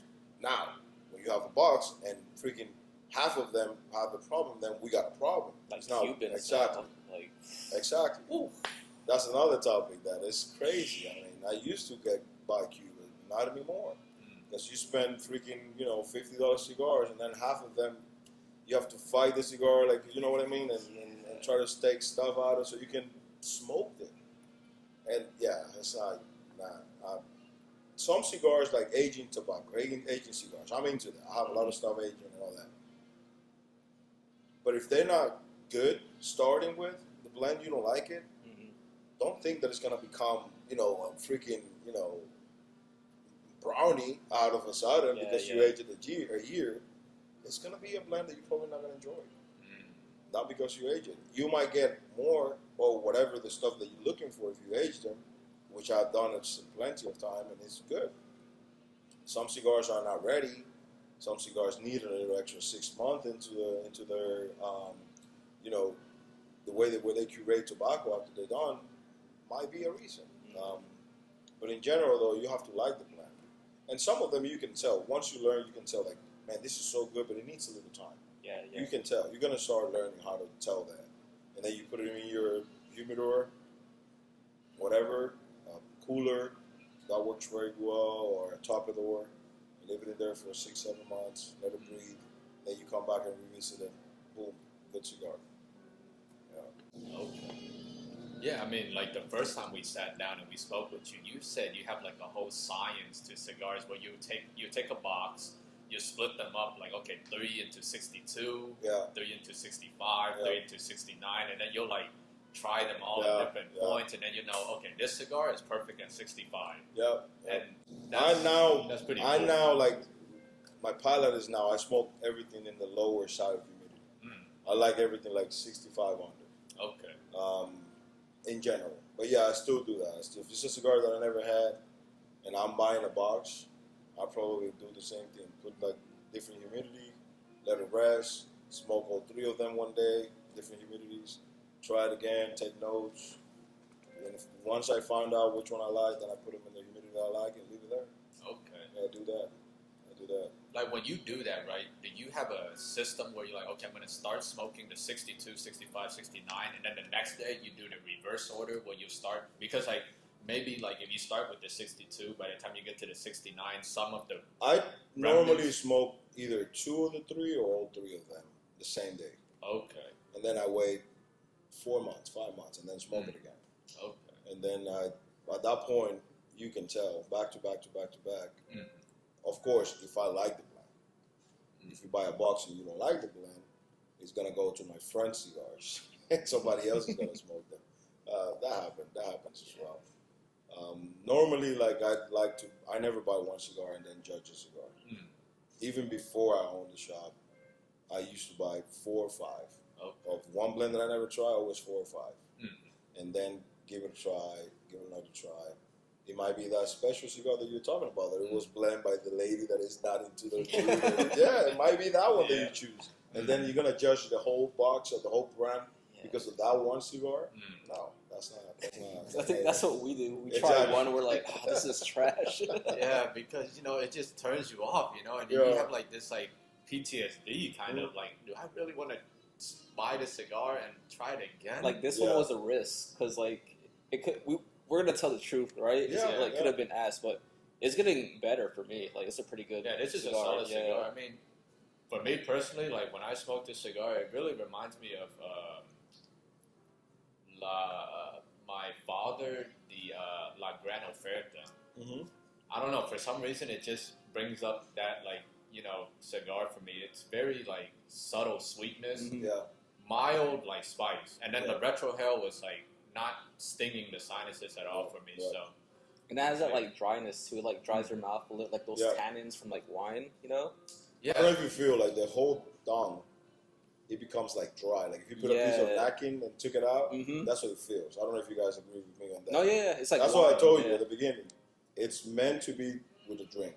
I wish that we should have some bourbon here or something or rum. That's what I envisioned when I did this. Trust me, this cigar, it might be dry, but I'm telling you, if you guys think this is dry, you'll know that's why I hated the VSG. When I smoked that cigar, when I tell you it was dry, like my palate was like every single puff I had to drink water. That was how like dry that cigar was, and I was like, oh my gosh, I can't believe this cigar is like in the upper echelon, You know, I met a gentleman on a cigar shop, and he, on his review, he also put what he ate that day and how long he's been without eating before he smoked the cigar and wrote down the review. And that's pretty interesting because I all the time ask my customer, like, what do you have for lunch, or do you eat already, or you're gonna have this, have it after you eat something, drink something with it. All the time, it could be anything. I mean, if you're not a alcohol drinker, drink tea, drink whatever. Yeah. My wife is big in tea. I'll tell you the story. I never was into tea till I met her. And one day I was about to smoke a cigar, and she asked me, like, you want tea? I said, no, I'm about to smoke a cigar. So maybe go as well with a cigar. And I don't remember what tea. She has so many teas. I just don't remember what mix of herbs was. My experience was like a freaking 20 out of 10. It was like phenomenal with a tea. What I did was with the tea was wait till it was a little colder, add ice to it, and just drink it like it's a cold tea. Non-sweet. It was like very bitter. But the cigar, it's just paired up like, man, so good. So from, you know, it's like wine. That's another elephant in the room. A lot of people don't know. You don't pair cigars with wine. Man, I have a lot of cigars with sparkling wines that they go very well. Very, very well. I had it before. I don't drink sparkling wines often, but a friend of mine suggested, I was like, let's try it. Let me see. And it was a really good experience. So yeah, it all depends on your palate. All depends on what you had. I'm going to invite you again, and we're going to smoke the VSG again. The Vitola that I'm going to choose. With a glass of bourbon. Yeah, with something to drink. Water. Blame dry, we're going to drink some rum. Rum is what we're going to drink. Some good sipping rum. Okay. That's my spirit. I drink rum. That's the only thing that I drink. You know, you brought up your wife. So, do you guys smoke cigars together, or does she not smoke cigars? She hated it. She hated it. She can. I tried, like, you know, several times. Now we have 3 kids. And what cigars do your kids like? Huh? Well, I joke with her all the time. They're gonna have the first cigars like around 10 with me. I said, hell no. But yeah, they're really little. I'm waiting for that time though. Yeah. I'm probably gonna age some stuff by the time that they get. We're gonna say 10. They're gonna smoke a cigar with me. You know, that'd be like so awesome. You know, you have a lot of good Father's Day to look forward to when they're older. They're gonna bring you like boxes for Father's Day. Like, yeah. Oh my gosh. There's a customer that I have here. They don't live together, the son and dad, but they have their day together here. Very often they come here, both smoke cigars, talk about whatever, and then they go one in one car, one in the other, and leave or whatever. It seems like they both, you know, the guy's grown up man, so it seems like they don't live together, but they have this in common. And I found out it was so nice. I mean, at the end, before I moved here, I hang out with my dad, and I used to work with my dad. And I tell you that, I hated working with him. But on Thursdays, I love him. Because we get to play dominoes, smoke cigars. And he's not like a connoisseur in cigars. Yeah. He knows nothing about cigars. He just knows if you like it or no. And then he came to visit me here, 3 years ago? And I gave him a box of Padron 64, the Torpedo. Okay. The cigar of the year from, I don't know what year it was. And he was like, man, I love this cigar. This is a cigar. And I told him, like, don't get used to it. It's not a cheap cigar. I hope that you enjoy it. But yeah, he knows, you know. But what I'm going with this is, I hope that I live longer, that I can smoke a cigar with my sons. That'd be beautiful. I love that. They're gonna have rum very soon, though. But a cigar, I probably respect their mom and wait for it. But yeah, that's something very neat. Yeah. You know, and then you talked about like cigars for friends, and we're on the topic of like family. So it's like, I want to ask you, you know, a lot of times people have like wedding cigars and stuff, right? Like, what do you think is some cigars that you would recommend for someone to get for like a wedding? A cheap cigar. Listen, when I got married, I had cigars in my wedding. I make sure that I have my 2 cigars, very good, that I wanted. And I just have a decent cigar for everybody else. Everybody in my wedding, they don't smoke cigars. So all of the cigars, they're going to taste the same. They don't know, you know. And they smoke like 1 inch, and it's No, like not even, man. Not even. They're gonna light it up, take a picture, and boom, done. That's it. And yeah, it's like, don't get too crazy with that. Everybody knows that. Believe me, every time I have somebody here buying a cigar for a wedding, they know that. Mm-hmm. Oh, they don't smoke whatever. And that one lady came and bought a flavored cigar, Tatiana. And I told her, like, listen, even though they don't know, they might not like flavored cigars. So get a mix. And then she said, you think? I said, no, because this is flavor, like full infused. And it's going to smell, the whole room is going to smell. I don't know if you guys been around Tatiana Lee, but it smells like very, very sweet. And, you know, the aromas. So I told her, like, balance that with non-flavor stuff for somebody. And then she took the advice and bought, like, a few of those, a few of the others. But, yeah. No, I mean, in general, it's celebration, man. If you wanna enjoy a good cigar with your family, and they're not gonna have it, they might like it. Who knows? Yeah, life is short. Don't smoke bad cigars. That's one thing I tell everybody. If you don't like it, don't smoke it. Light up something else. Life is too short. Now we're here. Tomorrow I might not be here. So that's my analogy when I used to buy cigars. My wife hated that analogy because I used to buy like really nice cigars. And she was like, yeah, but you're not going to die soon, so stop buying those expensive cigars. But I smoke once a week. So my thing was, I'd rather spend, you know, a good amount of cigar for a well-curated tobacco, since I'm going to smoke once a week. Okay.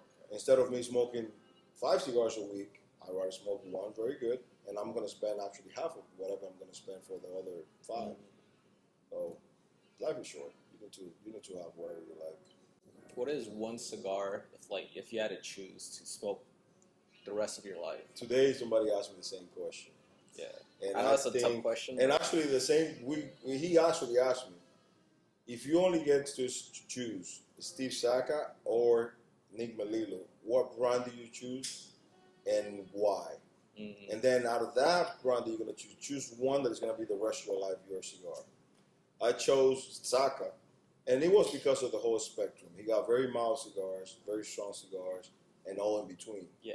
And probably, to be honest with you, if that's not the brand, I probably would go with Plasencia. Amado Campo. That might be my cigar. Okay. It's just since day one, since I smoked it for the first time, always been my favorite. I really enjoy medium bodies, medium plus, and I love that cigar. Robusto, just get me like, I don't know, 10,000 cigars probably. That's my final whatever years, and I'll smoke that every day. It's gonna be boring though. One cigar for the rest of your life, it's boring. Yeah, I don't know that. It's not cigarettes. Yeah, right. Amado Campo, that's the green band? No, that's the brown one. Brown. Amado Campo. Amado Campo. Yeah. If you haven't had it, next time smoke it and let me know what you think. Okay. It's a good cigar. The green one is Alma Fuerte. Alma Fuerte. Yeah. And the new one is Alma Cielo. Cielo, yeah. Heaven. Is that heaven? Yeah. Yeah. Okay, they say that they grew it at the highest point any tobacco has ever been grown, and it's just like, is there like any documented like footage of like this? Like that'd be pretty. I don't know, but I'll tell you one brand that nobody knows, Natura, it's called. The one with the horse. Yes. Yeah. This guy, he lived in the DR. His name is Jacob.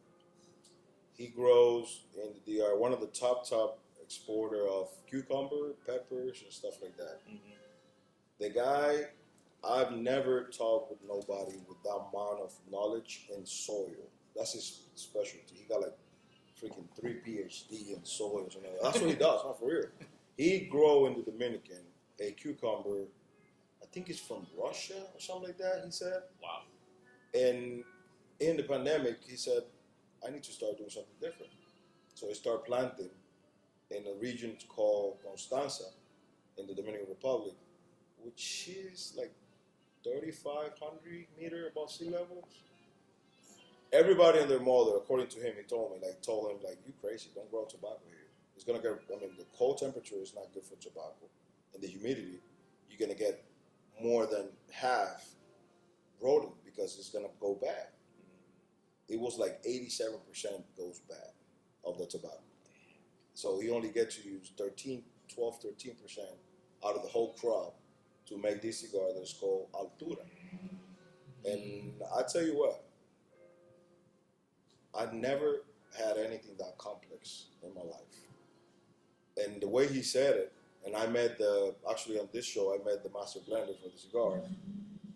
The amount of oil that the leaf retain during the curating process is just ridiculous. Actually, when you light it up, you can see the shiny part like burning the oils. You can see it on the cigar. It's not a cheap cigar. It calls the first harvest.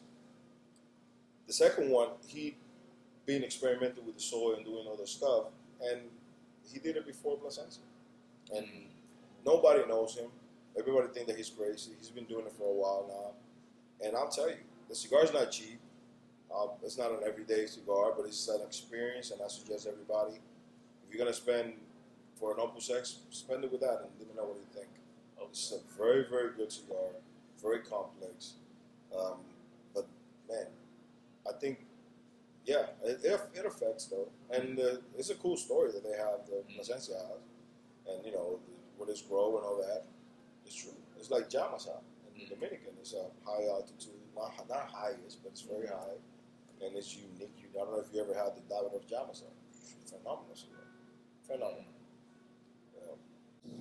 Yeah. Yamaso. That's the one with like the red label, or It's like the black. it's black red or orange.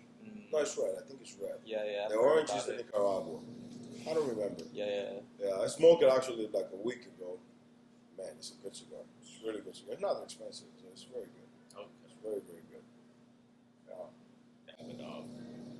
And, you know, being from the DR, I mean, you were around, well, you were there around the time when Zeno came to the DR. Well, yeah, and I have no idea who he was. Pablo knows that because he was already in the industry. I was not. But I don't know. I don't have the history behind. I know Davidoff. I know like Henky, the Kerner family that provide tobacco for Davidoff. So they make great cigars too. Well, Principal, some of them are made by the Colony family. Yep. Beautiful smoke. Castagli, I don't know if you ever heard of that brand. Also beautiful. They make killer cigars. Killer cigars. Yeah, and do you watch a lot of like TV shows or movies? Not Like, really. Not really. Oh. No. I'm a boring guy. I don't watch a lot of stuff. Yeah, when I got into cigars, I was getting into like watching like all the reviewers and all that stuff. And then one guy that I thought has I don't remember who was it. Even though if I wanted to mention the guy, I don't remember. I thought that my palate was like kind of with him. And he said, "Oh, this cigar is so bad, blah, blah, blah." And then when I smoked it, I was like, "Dude, what the hell? This is great, phenomenal." So I stopped watching it. I said, "This is so subjective that it's going to mess me up." So I just read like the news about the new cigars, the new blends, and that's pretty much it. At the end, it's so perception. You know what I mean? What you like is what you like. What I like is what I like. Yeah. You might not like what I like. We might have one in common, and we both think that it's good. But we might have one that is a totally opposite. I love it, and you don't. So I remember when I met Pablo, I used to hang a lot at La Casa. A lot of the stuff he used to say, "Oh my God, this is great.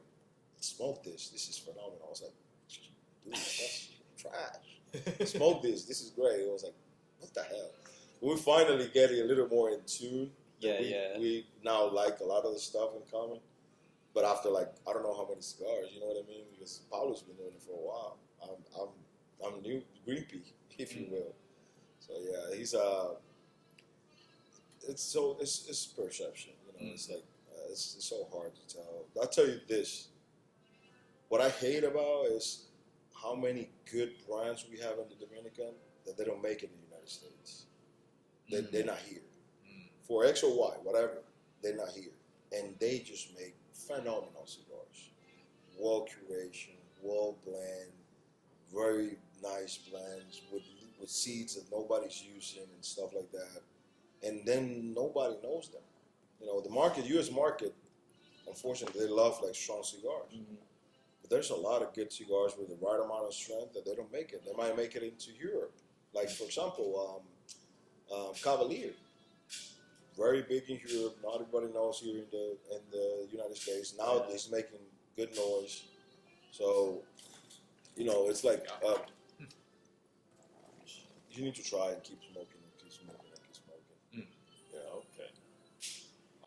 You talking about reviews and stuff. So, like, what's your take on all of these, like cigar aficionados, top 25 of the year and half wheel and all this stuff? I know people say, like, oh, yeah, they paid for their spot and all that stuff, but don't you think it's, like, genius marketing by these brands, though? Because it gets the people talking, right? And to people, like, maybe, like, I wouldn't call myself, like, a connoisseur or something, but it's like we enjoy cigars and we, really, like, try to pick out taste and stuff. So, like, we have a different perception to cigars, but to a normal consumer, when they see those lists, they're like, oh, man, I'm going to go into a lounge. Like, this year was My Father, the judge.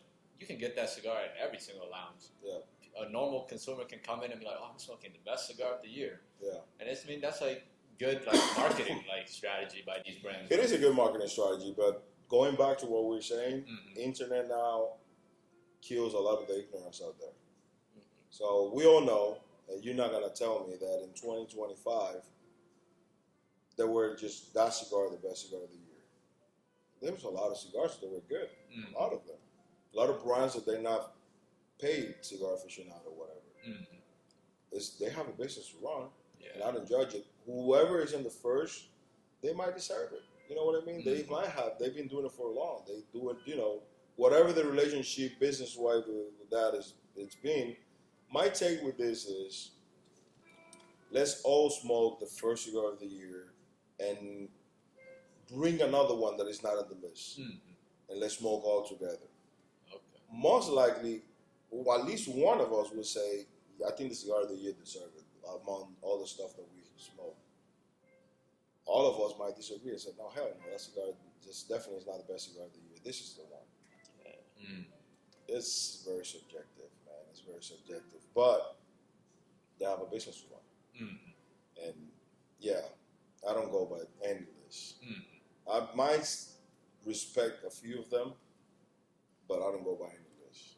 And yeah, it used to be like that. People come with the magazine and look for those cigars. Not anymore. I don't see it here often.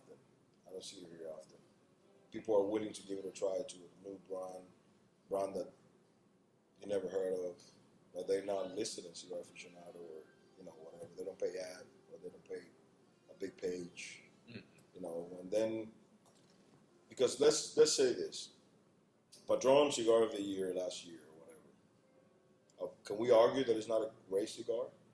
Like, it's hard to argue that. It's really hard to bring a argument that they not deserve it. It's a great cigar.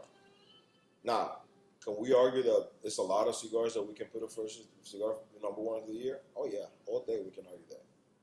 But I mean, you cannot take the reputation and the basically the background that this companies have. Regardless what is the relationship with them, it's a great cigar. We should do like a local vote, like let's say like Georgia, and ask all the cigar shop owners and vote. Like, that'd be crazy. That'd be crazy. Based on the stuff that I sell, like every quarter, I sit down and see like what SKUs we're moving, what SKU we're selling, where the market is going. Remember, I only had the shop for 2 years, so when we opened, I brought a little bit of everything. Now I know a little bit of what my customers want or like. But man, every month, every quarter, when I see that thing in the top 1 SKU or whatever, I'm like, Jesus Christ, where are we going? I never know how to do a pointer. So, I mean, a potter. Yeah. So yeah, it's crazy. All right, man, and so I mean, I guess like to wrap things up, like you have a beautiful lounge here. It's well decorated. The viewers are gonna see. We're gonna put all of these cool like antiques in the B-roll for them to see and all that stuff. But you guys also have like a members locker here. Yeah. So what is the for viewers that may be interested and stuff, like what's your price for like these lockers? And Well, the way we do it is I don't charge for the locker. It's within your if within your budget is $100 a month of cigars. I charge you every first of the month $100 and give you back the $100, and you just have it in the store credit. I have two sides, two subscription. One is 100, one is 150, but we give it back. So it's and technically you get perks, you get some of the stuff, and you know this. You've been to cigar shops that they have like limited release, and I might got $1 or whatever. The members have the right to buy it before I put them on the shelf.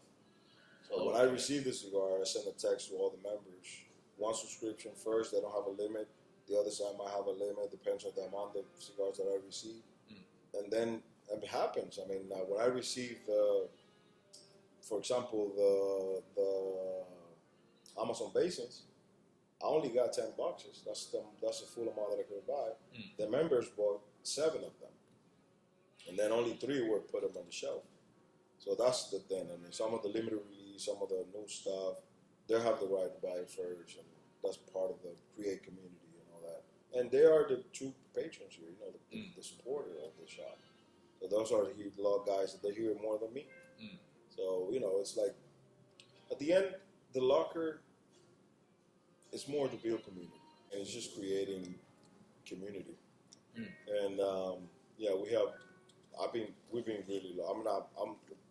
I'm not a one-man show here. We are Pablo and Kevin, us 3 here, and we've been blessed with the customer that we have here. Everybody just, this store was dead for the last 5 years, and then before I owned it, and then after we owned it, we were able to bring everybody back pretty much. A lot of people, they're getting back, and some of them, they come in and say, man, I've been coming to this store since 10 years ago was my last time. I receive those every day.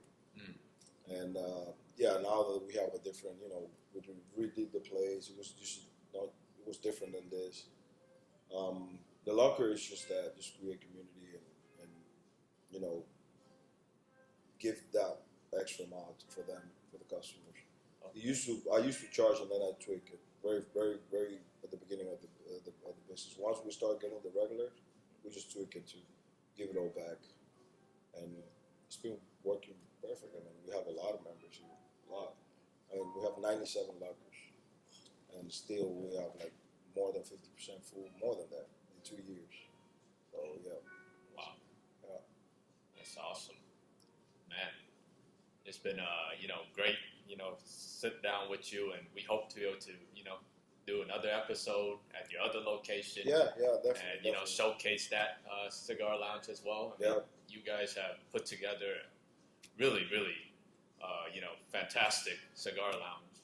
It's like some of the better cigar lounges in Georgia. Yeah, 100%.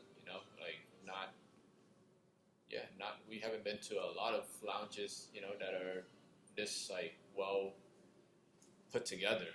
Yeah, man. Thanks for your time, for your. No, absolutely, absolutely. One thing that I want to say is, in cigar shops, the humidor is the heart, and you have to be like a heart doctor. You have to know what you have in there, right humidity, right temperature, and I'm very, very jealous with that. We are, all of us. I mean, we take care of that part very, very well, just to make sure that you have the experience that you want.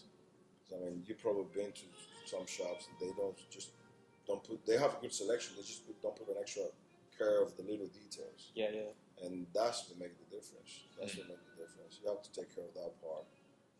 Plus, customer service, that part. Because at the end, I don't sell nothing special. Everybody, I might have a blend or a brand that XYC don't have it, but we all have the same. It's just create that family. You come here, you're part of us. So that's the main goal. And I think we are on our path. There's still a lot of more room to grow, a lot of more stuff to be done, and you're gonna have money for a while. I'll tell you that. I'm never satisfied. I always look for the next improvement, the next thing that we're gonna do here, and the next thing that's gonna take us to the next level. And that's what we're doing. Pushing. Pablo wanted to retire. Now I'm pushing, and he's back. So yeah, that's what we're doing, pretty much. Awesome, Yeah. man. Well, thank you very much for your Absolutely, time, man. man. No, Thanks so Thank much. you. regards, I really love to see the young people smoking, and this more often than often I have to ask ID for people here. You know, if you see Grandpa coming in here, I'm not gonna ask for ID because he's an old guy, but it's very very often that I have to ask for ID, and I love that. I love to see young guys, you know, coming here and they learn, they know, they read, they don't know, and it's part of the journey. You know, that you don't know is fun. That's the one thing that I want to say. People, if you don't know, it's cool. It's okay. You just learn.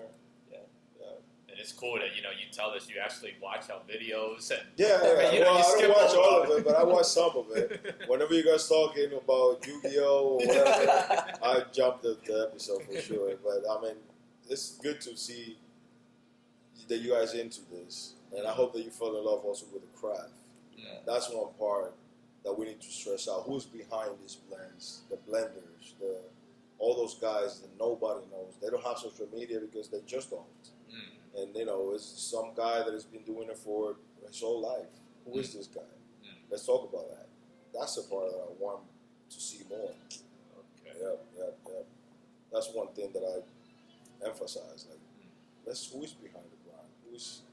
Unfortunately, I just know the Dominican ones. I would love to go to Nicaragua and know the same thing from the people over there. Because they all have this guy that has been doing it forever that nobody knows, that he might be the mentor for everybody in there. But nobody knows. But, you know, Troll got all the credit because you were the man behind the brand and all that stuff. Yeah. Nothing wrong with that because you have to market your brand. But who is the guy behind it? You know what I mean? And I heard that a lot of these brands, they steal, you know, persons from factory to factories. So, yeah, that's probably why they keep it under the secret. Yeah. Pretty interesting. The industry is very interesting. Very, very interesting. Yeah. You guys like the cigar? Yeah, it was a very solid cigar. So I think it got better like the more I smoked it, like towards the end. It got like sweeter also. Yeah. Pretty good. yeah, like very bready, sweet, mild spice, very easy smoke. I think, you know. Ready. Yeah. Yeah, that's good. That's a good cigar. Yeah. But, you know, for you guys out there, once again, this has been, you know, sitting down with Manny Vasquez from Tabaco World. If you're ever in Georgia, check out, you know, this amazing lounge and humidor that him and Pablo have set up here. It's in Marietta, Georgia. It's spelled tobacco, like Spanish for tobacco, World. And then they have another location out in Brookhaven called La Casa del Tobacco. And, you know, maybe episode 2, you guys will see us there showcasing that lounge. Yep. And that lounge has a bar that just opened, like, back in what, like February, March? Yes. Yeah, so definitely go and check out, you know, both locations. But, you know, enjoy your cigars out there, y'all. Thank you, guys. But don't inhale.